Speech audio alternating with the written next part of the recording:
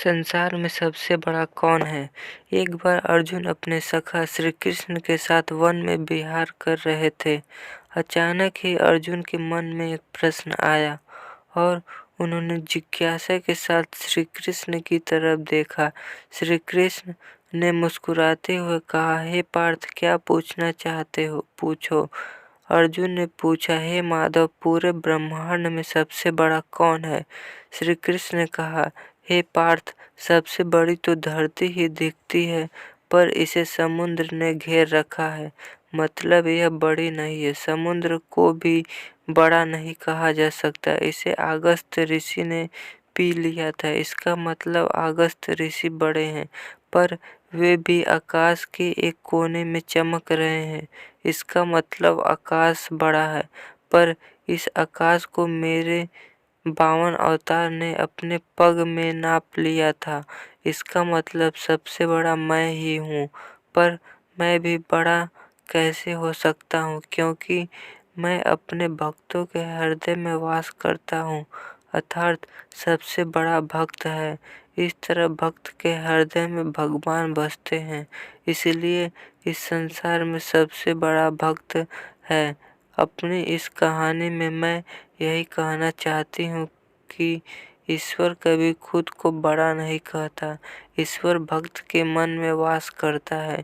उसे ढूंढने के यहाँ वहाँ भटकना व्यर्थ है। ईश्वर की चाह में मनुष्य को उसका स्थान देना गलत है। भगवा चोले के भीतर भगवान के दर्शन की इच्छा गलत है। ईश्वर सभी के भीतर है। अपने कर्मों को सद्मार्ग पर ले जाना ही ईश्वर की भक्ति है। उसकी चाह में खुद को धोखा देना ईश्वर को धोखा देने के बराबर है। मनुष्य ईश्वर से डरता है, जो कि अर्थहीन है, क्योंकि ईश्वर भक्तों को आशीर्वाद या दंड नहीं देता, बल्कि मनुष्य के कर्म उसे आशीर्वाद अथवा दंड देते हैं। मनुष्य का जीवन उसके कर्मों से तय होता है। ईश्वर मनुष्य का मार्ग नहीं बनाता। मनुष्य को अच्छे बुरे का विचार खुद करना होता है, और अगर प्रत्येक मनुष्य परहित का विचार करे तो वह कभी गलत नहीं होता। आज के समय में मनुष्य भेड़चाल का हिस्सा होता जा रहे हैं। किसी भी व्यक्ति को संत का चोला पहने देख उसके अंधे भक्त बन जाते हैं। अपने कर्मों का विचार किए बिना उस पाखंडी की बनाई राह को अपना जीवन बना लेते हैं। इस तरह हमारे देश में आए दिन आसाराम और रामपाल जैसे देशद्रोही सामने आ रहे हैं। इस तरह के सच के सामने आने से कई लाखों लोगों का जीवन आधारहीन हो जाता है और अविश्वास उनके जीवन पर छा जाता है। देश के लिए सभी को जागने की जरूरत है।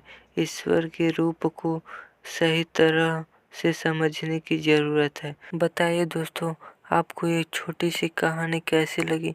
क्योंकि इस कहानी का मेन उद्देश्य भगवान के प्रति श्रद्धा और भक्ति है।